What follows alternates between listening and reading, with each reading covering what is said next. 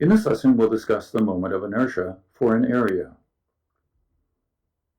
The moment of inertia is actually a geometric property of the area, and it's used often in formulas related to structural and mechanical design. Here, for example, the shaft is subjected to a torsional loading, and the formula relates the stress in the shaft to the applied torsional moment in the shaft. And in order to use the formula, you have to find what's called the polar moment of inertia of the cross-sectional area. And so without knowing how to calculate this, you can't find the stress in the shaft. Here's an example where a formula is used to find the bending stress in a beam, where you know the internal moment in the beam, and you also need to know the cross-sectional area's moment of inertia, I. Here's another example of a structural member, a column, and the stress in the column that would cause it to buckle or fail suddenly is found from this formula. Within the formula, you'll notice that the moment of inertia for the cross-section also appears, and so we need to calculate it if we're going to find this buckling stress. Finally, in the design of this lock system, that is a gate used to hold water back as ships move in and out of the lock, there are forces acting due to the water pressure on the gate. And the location of those forces is found from this formula, where the moment of inertia of the gate's cross-sectional area is used to calculate this position for the resultant hydrostatic loading. So we see that the moment of inertia is used quite often in structural design, mechanical design, and also for finding hydrostatic loadings on structures.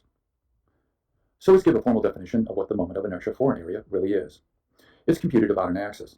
For example, if I want to find the moment of inertia about the x-axis, I have to break the area into small differential segments and find the second moment of the area about the axis. We refer to it as the second moment of the area because this moment arm y is squared in the formula. So to find I sub x, we use y for our moment arm. If we want to find the second moment of the area about the y-axis, that is to determine I sub y, we use a moment arm of x. So I sub y is the integration over the entire area of x squared times dA. And both the terms ix and iy are referred to as rectangular moments of inertia. Now let me introduce the polar moment of inertia. It's determined by this formula, and it's found by taking the moment of the area about the pole, or the origin of coordinates. Really, you're finding the moment of the area about the z-axis. So the distance from the axis to the area element, of course, is r. So squaring r in our formula and multiplying it by dA, integrating over the entire area, will give us our polar moment of inertia. Now we can simplify this equation by noting the following. R squared is equal to x squared plus y squared due to Pythagorean's theorem. So if I substitute this into here, I get the following. Then if I integrate term by term, we can rewrite it as this. Realize that this refers to the moment of inertia about the y-axis, and this is the moment of inertia about the x-axis. And so therefore there's a relationship between j sub o and ix and iy, and here it is. If you add the two rectangular moments of inertia together, it's equal to the polar moment of inertia for the area. So we'll focus on calculating ix and iy in our lesson. If we needed j sub o, we can easily find it from this identity. Let me give you an example on how we can determine the rectangular moment of inertia of an area about an axis. Consider this area, which is defined by the bounding curve y equals x squared. We want to find the moment of inertia of it about the x-axis. Well, rather than using elements that have a height of dy and a width dx, and then using double integration, we can do this by using single integration, choosing an element which has a thickness of dy. Obviously, the element intersects the bounding curve at the arbitrary point, xy. So let me label that. This is x, and this is y. Now we can use our equation. Now I want to mention something rather important. Our moment arm distance here is y squared, and that indeed is the proper moment arm distance for our element. In other words, the entire element is at the same distance y away from the x-axis. So when you want to calculate the moment of inertia about the x-axis, you have to use elements of thickness dy. If I wanted to find the moment of inertia about the y-axis, I'd have to use elements of thickness dx, because the entire element would be a distance x away from the y-axis. Anyway, using this element, I need to find the area of it, and I think you realize that the distance from here all the way to here is equal to 2 minus x. Now we can apply our equation. And to do that, we simply have the following. We're going to sum from 0 to 4. We have our y squared, and now we need our dA. And dA is simply 2 minus x times dy. But we have to convert x into y to do the integration. And from our equation, we can write it as 2 minus the square root of y.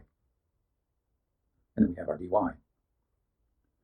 If you carry out this integration and you evaluate at the limits 0 to 4, you get the result, 6.10 meters to the fourth power. Notice the units, to the fourth power. Obviously, this is going to be in meters squared, and this will be in meters squared. So indeed, the units will be meters to the fourth. Wait, now let's consider finding the moment of inertia for a composite shape, such as the structural members that you see here. They're made up of rectangular elements in the case of the photos on the left, and on the right, we have a channel, which is made up of a rectangular and two triangular elements. Most often, though, we use rectangular elements when we make up a structural member. And so in this lesson, and the one that follows, we'll only consider rectangular elements. Now for a rectangle, the moment of inertia of it about the axis that passes through the centroid of the rectangle is found from this formula. In other words, it's 1/12 the base of the rectangle times its height cubed. And you should commit this formula to memory. But remember, it's only used to find the moment of inertia of the rectangle about its axis passing through its centroid.